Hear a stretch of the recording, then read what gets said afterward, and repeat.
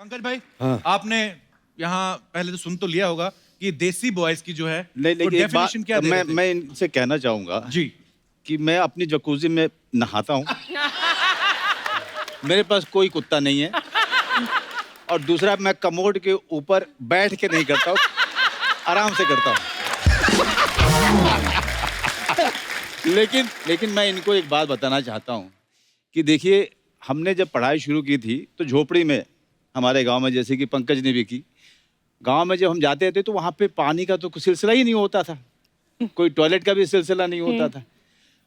तो विश्वास भाई, मैं आपको बताऊं कि हमने उस तरह से साफ किया है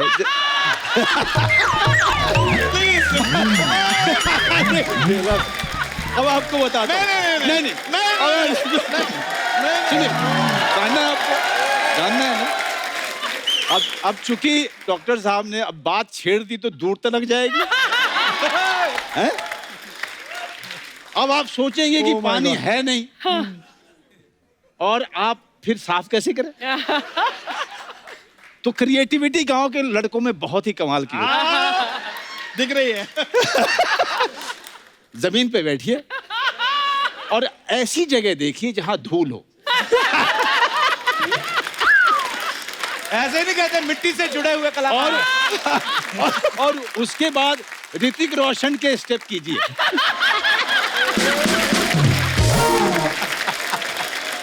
पर ये जो आपने किस्सा सुनाया ना, बचपन याद आएगा।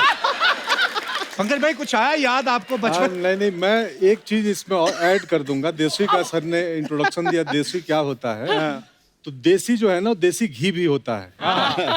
वो इतना दुर्लभ है कि उसके नाम पर शहरों में नकली घी मिलता है, लेकिन लिखा होता है देसी घी। जी, लेकिन इस माया नगरी में आप दोनों देसी घी के वो डिब्बे हैं जिन्होंने कमजोर से कमजोर फिल्मों को भी ताकत दे दिया, खड़ा कर दिया। दोनों आज इतनी मजेदार बातें होने वाली हैं कि आइए यहाँ पे विराजमान हो जाइए। जोरदार तालियां हो जाए एक बार हमारे अतिथियों के लिए। बैठ जाए। अरे कहीं बैठो।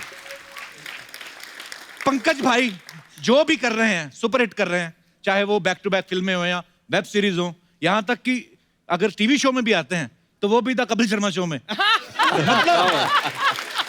डाल दिया। मतलब एवरेज चीज तो करते कोई नहीं।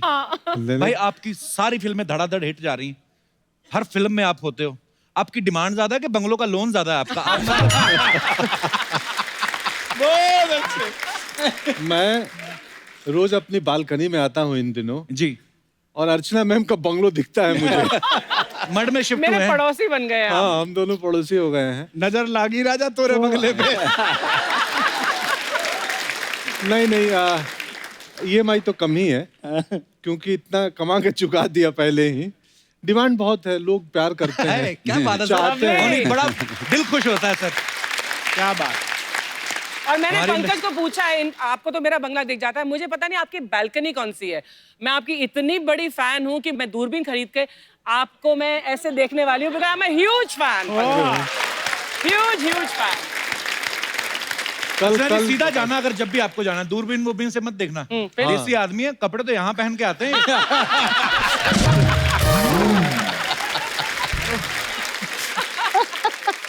भाई, आप फिल्मों में जब किरदार करते हो बड़े मजेदार होते हैं और इतने भोले दिखते हो आप सच्ची में भोले हो भाई के गुन्ने हो आप? मैं सच में भोला ही हूँ। मतलब मैं, जब आप दोनों बात शुरुआत में कर रहे थे तो विंग्स में बैठे मैं डर रहा था कि मैं जाके बोलूंगा कि मेरी धड़कन 72 नहीं 84 की थी। स्वीट। क्योंकि हमें आदत नहीं है। आप कितने कमाल की बातें करते हैं, हमें लगता है क्या बोले। आप ये जो बोलते हैं यही बड़ा प्यारा लगता है सर।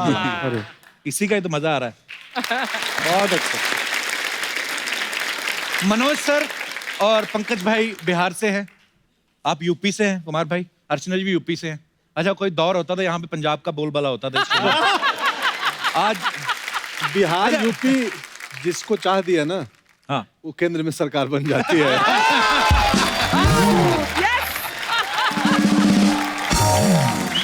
ये वही है जो अभी कह रहे थे मैं भोला हूँ। कटाक्ष आता है, एक आता है, टिका के आता है। तो मेरा सवाल ये था सर, आप बिहार से हैं, आप यूपी से हैं, आपकी दोस्ती कैसे हुई? देखो, बिहार और यूपी जो है ना, वो हरकतों में साड़ू हैं। सही है। कैसे मतलब? साड़ू समझते हो ना? हाँ हाँ।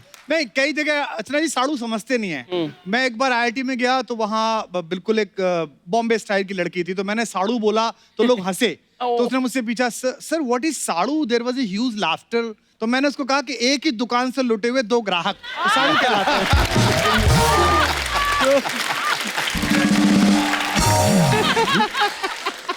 पर नहीं, हम लोग साड़ू हैं। पर देखो, वैसे सच बात यह है कि मनोज भाई से मेरी दोस्ती हुई पोइट्री की वजह से। अच्छा जी। दिनकर जितना इनको याद है। और अभी मैं एक बात कन्फेस करना चाहता हूँ आज कि LGBT राइट्स पर मेरे विचार एक टिपिकल हिंदुस्तानी जैसे थे। यानी कि मैं स्वीकृत होना चाहता था, मैं सहमत होना चाहता था, लेकिन मेरी पुरानी मान्यताएं, कस्बे गांव में हुई बातें, मजाक, वो सब आगे आती थी। लेकिन आज मनोज भाई, मैं ये कन्फेस कर रहा हूँ कपिल के शो में कि जब आपकी अलीगढ़ मैंने पहली बार देखी, वाह, उस दिन से मैंने रेस्पेक्ट करना शुरू किया कि हर आदमी का अपना राइट है। और इनसे दोस्ती हुई मसान के दौरान। हमारी इनकी एक कॉमन दोस्त हैं, उन्होंने हमको कहा कि आप फिल्म देखने के लिए आइए। तो मैं फिल्म देखने के लिए गया था और ये सोच के गया था कि कोने की सीट से बैठ के निकल जाऊंगा। अच्छा जी। तो प्रोड्यूसर साहब ने कहा कि आप बैठिए, पास बैठिए। बट वो फिल्म शुरू हुई और मैं यूं बैठा रह गया और पीछे गया ही नहीं। बड़ी और कमाल उसमें की जब जब ये आए, वो अष्टभुजा देवी से बातचीत करी, वाह। वो इतना कमाल था, मुझे लगा ये आदमी तो अपना है, ये आदमी तो अपने घर के आसपास का है। तो दोस्ती हो गई। मैं अब हम चूंकि इन्होंने हमारी बहुत तारीफ कर दी है और किताब का भी इमोशन इनका है, तो मुझे और पंकज को ये मौका मिलना चाहिए कि हम कुछ दो बातें इनके बारे में करें। जी जी प्लीज सर। क्योंकि ये जब आए हैं तो मौका हमारे लिए थोड़ा सा मुश्किल है। हमें बीच बीच में ना रास्ता देखना पड़ता है। अरे यहाँ बहुत चलो। देखिए भैया, ऐसा है ना कि एक आदमी जो पहले कवि हो, हाँ। फिर वो नेता बन जाए, समझ रहे हैं? डेडली तो कॉम्बिनेशन। कितना खतरनाक संयोग है। ये तुम तारीफ कर रहे हो कि निंदा कर रहे हो? ये वो आदमी जो कह रहा था मुझे बोलना नहीं आता है। लेकिन कुमार के बारे में एक बात मैं बताऊं कि जब हम लोग 30 के आसपास हो रहे थे, उस समय में हमारी पूरी की पूरी कोशिश ये थी कि हमारी अंग्रेजी अच्छी हो जाए। अच्छा जी। मैं अंग्रेजी को भाषा नहीं मानता, खास करके इस हिंदुस्तान में, क्योंकि इसको भाषा के तौर पे कभी लिया ही नहीं गया। इसको एक स्किल के तौर पे लिया गया कि अगर ये आपको नहीं आता है तो आपको मौका नहीं मिलेगा। तो उस दौरान में एक युवा कवि आता है और पूरी की पूरी जो साहित्य है उसको पलट के रख देता है, उसको जनमानस तक लेके जाता है। वाह। और वो है कुमार विश्वास। क्या बात है। और ये काम अपने समय में दिनकर साहब ने किया था, जब उन्होंने जो क्लिष्ट हिंदी थी उसको उन्होंने बोलने चालने की भाषा में परिवर्तित किया और उसमें बड़ी बड़ी बातें की और गांव-गांव तक कविता को पहुंचाया था। और वही काम श्री हरिवंश राय बच्चन जी ने भी किया। क्या बात है, वाह। 2 लोगों ने किया। हमारे समय में जब कपिल शर्मा अपने एक शो से बहुत बड़ा स्टार बनता है, मेरे लिए वो फक्र की बात नहीं है। मेरे लिए फक्र की बात यह है कि एक आदमी आता है और इतने बड़े मन से अपनी भाषा पे गर्व करता हुआ यहाँ खड़ा होता है और अंग्रेजी वाले लोग भी यहाँ आना चाहते हैं। क्या बात है। Thank you. Really really. Pankaj Tripathi जैसा आदमी जब गांव से निकलता है, मेरे गांव के पास के ही हैं, और उसी तरीके की संस्कृति से, उसी तरह के परिवार से मैं भी आता हूँ जिस तरह के परिवार से ये आते हैं। और आपकी बदौलत मैं अभिनेता बना हूँ। सॉरी काट रहा हूँ, मेरे आप इंस्पिरेशन है। अरे thank you very much. Actually ऐसा हुआ मनोज सर, आज आप साथ में आए हैं, लेकिन जब भी पंकज भाई आए हमेशा उन्होंने आपका जिक्र किया है कि कैसे उनका आना हुआ। सॉरी आपकी मैं थोड़ा बात शर्मा जाता हूँ इसलिए क्योंकि एक किस्सा इसने मुझे वासेपुर के दौरान सुनाया था। तो हम लोग बिहार वाले जो है थोड़ा सा खैनी मुनी खा लेते हैं कभी कभी। हमारे यहाँ की सारी सरकारी जो बिल्डिंग है, उनका निचला हिस्सा आप देखिएगा। इसका प्रमाण है। लेकिन नहीं, उसमें मनोज भाई, हमारे अर्चना जी, हमारे सरकारी बिल्डिंग है, उसके निचले हिस्से पे ऐसी अमूर्त कलाएं, ऐसी एब्स्ट्रैक्ट आर्ट बनी होती है कि दुनिया का बड़ा से बड़ा कलाकार आके बहुत देर देखता रहता है कि ये गाय चराता हुआ चरवाहा है कि जलेबी बनाता हुआ हलवाई है। लेकिन मैं इनको विश्वास दिलाता हूँ कि उनमें से किसी भी आदमी ने वो काम नहीं किया होगा जो हमारे गांव से आया होगा। बिल्कुल नहीं। हमारे गांव का आदमी मतलब मुंह में रख करके पूरा दिन निकाल देगा, लेकिन थूकेगा नहीं। वाह। मुझे इससे एक किस्सा याद आया, सॉरी अब सुना ही दूं मैं वो किस्सा, कि हमारे यहाँ 4 भाइयों का और उनके पिताजी हैं, उनका परिवार है। अच्छा जी। तो घर में पान की परंपरा है, घर में ही पान का डब्बा होता है, रखा जाता है। तो पिताजी और चारों भाई बनारस जा रहे थे नहाने, तो घर से निकले, अरे पान बना हुआ हो। तो पान बना और चारों मुंह में डाल लिए। एक बड़े भाई चला रहे हैं, पिताजी आगे बैठे हैं और बाकी 3 भाई पीछे।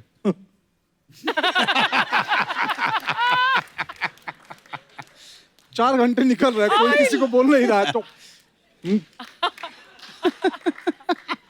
चाय पीने के लिए कहीं रुक जाओ। तो ऐसे करके आधे घंटे बाद इशारों में गाड़ी एक ढाबे पे रुकी। फिर ढाबे के पीछे गए और सब धरती के लाल हुए। खैर